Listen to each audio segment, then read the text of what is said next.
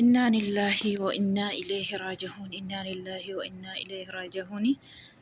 السلام عليكم ورحمة الله وبركاته. الشمع ركفوني وبلتي كيني كوني دي رفته رايف جاءتكو جدني أكو منام تكو أوف جيجيري ما تيكوس جيجيري جتة مناباتي قليسا walgaanii birrii buufannaa fi jechaa jiru mana kiimii keessa turtee ciistee jechuudha.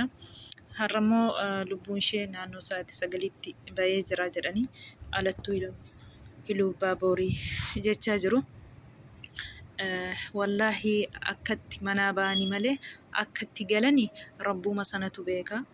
Maatiin ishee mana nuu baatee nu jijjirtee of jijjirtee uftii otoo jedhanii akkasitti gizee danaazaan ishee biyyatti galu baay'ee tokko akkam nama gaddisiisa yaa carraa kana wallaahi laazim yaa carraa wallaahi qadaa wal qadare qadaan wallaahi kan rabbi sila sinii barreesse jira yoo ta'e bakka rabbitti sinii barreesse sanatti lubbuun baate argitanii mana ishee baasee ishee raasee ishee fidee biyya ormaa keessa ishee geessise otoo akka namaan dalagatiin ji'a tokkotti ukkuba kaansereetiin qabamtee kunoo lubbuun ishee naannoo sa'aatii 9tti bahee jira jedhanii.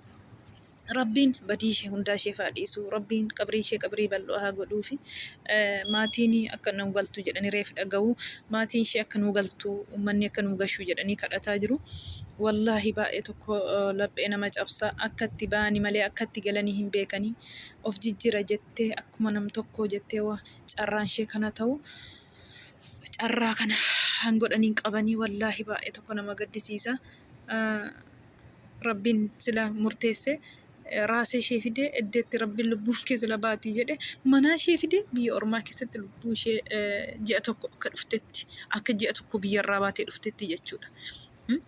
Otollee waan tokko gola arabaa keessa olii gadi hin adeemin lubbuun ishee har'a kun bahee jira. Rabbiin badii ishee hundaa ishee faadhiisu. Rabbiin qabrii ishee qabrii bal'oo taasisuu fi maatii ishee hundaaf jajjabina. Akkatti ba'anii malee akkatti gallu hin beennu rabbitu beeka. Baay'ee tokko nama gaddisiisa wallaahi baay'ee tokko nama gaddisiisa maatiin ishee akkuma namaa nu jijjirtee of jijjirte jedhanii otoo qara laalaa jiranii akka dhaxxeen carraan ishee gizee akkas ta'u baay'ee tokko nama gaddisiisa wallaahi laazim.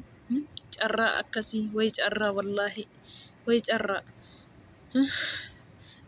birriin dafame yoo buute kunoo meeqanan obboloonni keenya danaazaan isaanii fallaajaa keessa waggaa meeqa taa'u wallaahi laazim. Akka du'anitti dafanii biyyoo tokko argachuun guddaadha bara wallaahi rabbiin rahmata ishee faa godhu.